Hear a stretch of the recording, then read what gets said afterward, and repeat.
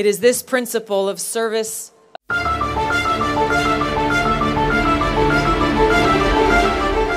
যুক্তরাষ্ট্রের গোয়েন্দা প্রধান তুলসী গ্যাবার্ড বলেছেন, বাংলাদেশের চলমান পরিস্থিতি নিয়ে দেশটি উদ্বিগ্ন। ভারতীয় সংবাদ মাধ্যম এনডিটিভি ওয়ার্ল্ডকে দেওয়া এক সাক্ষাৎকারে তিনি বলেন, ট্রাম্প প্রশাসন বিশ্বজুড়ে ইসলামী সন্ত্রাসবাদকে পরাজিত করতে প্রতিশ্রুতিবদ্ধ। সোমবার সাক্ষাৎকারটি প্রচারিত হয়েছে। Donald J. Trump and send him back to the White House. সাক্ষাৎকারে যুক্তরাষ্ট্রের জাতীয় গোয়েন্দা পরিচালক তুলসী গ্যাবার্ড বলেন, হিন্দু, বৌদ্ধ, খ্রিস্টান ও অন্যান্য ধর্মীয় সংখ্যালঘুদের উপর দীর্ঘদিন ধরে চলা নির্যাতন, হত্যা ও নিপীড়নের ঘটনা যুক্তরাষ্ট্র সরকার, প্রেসিডেন্ট ট্রাম্প ও তার প্রশাসনের জন্য উদ্বেগের বড় কারণ। It is in this spirit that today বাংলাদেশের অন্তর্বর্তী সরকারের সঙ্গে ট্রাম্পের নতুন মন্ত্রিসভা কথা বলতে শুরু করেছে বলে জানান তিনি।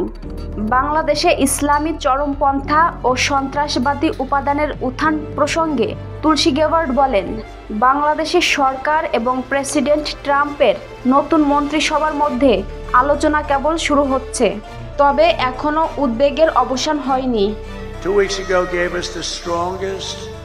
দিল্লিতে ইসলামিক খেলাফতের আদর্শ নিয়েও কথা বলছেন তুলসী গ্যাবার্ড। উগ্রপন্থী উপাদান ও সন্ত্রাসী গোষ্ঠীগুলো বৈশ্বিকভাবে কেমন করে এ ধরনের একটি পরিস্থিতি তৈরির লক্ষ্যে কাজ করে তা নিয়েও কথা বলেছেন তিনি। President of the United States of America. Tulsi Gabbard বলেন, ইসলামপন্থী সন্ত্রাসীদের হুমকি এবং বিভিন্ন সন্ত্রাসী গোষ্ঠীর বৈশ্বিক তৎপরতা একই আদর্শ ও লক্ষ্য দ্বারা পরিচালিত হয়। সেই আদর্শ ও লক্ষ্য হল ইসলামপন্থী খিলাফতের মাধ্যমে শাসন করা। এতে অবশ্যই তাদের কাছে গ্রহণযোগ্য ছাড়া অন্য যে কোনো ধর্মের মানুষের উপর প্রভাব পড়ে। তারা এটা সন্ত্রাস ও অন্যান্য সহিংস পন্থায় বাস্তবায়নের পথ বেছে নেয়। It is this principle of service above self that তিনি বলেন, প্রেসিডেন্ট ডোনাল্ড ট্রাম্প এ ধরনের আদর্শকে শনাক্ত ও পরাজিত করা এবং তিনি যেটাকে কট্টর ইসলামপন্থী সন্ত্রাসবাদ বলেন সেটিকে নির্মূলের বিষয়ে প্রতিশ্রুতিবদ্ধ। মার্কিন গোয়েন্দা প্রধান বলেন, প্রেসিডেন্ট ট্রাম্প ইসলামী সন্ত্রাসবাদের পিছনে যে আদর্শ কাজ করে তা চিহ্নিত করতে এবং এই আদর্শ ও তাদের সন্ত্রাসী কার্যক্রমকে পরাজিত করতে প্রতিশ্রুতিবদ্ধ।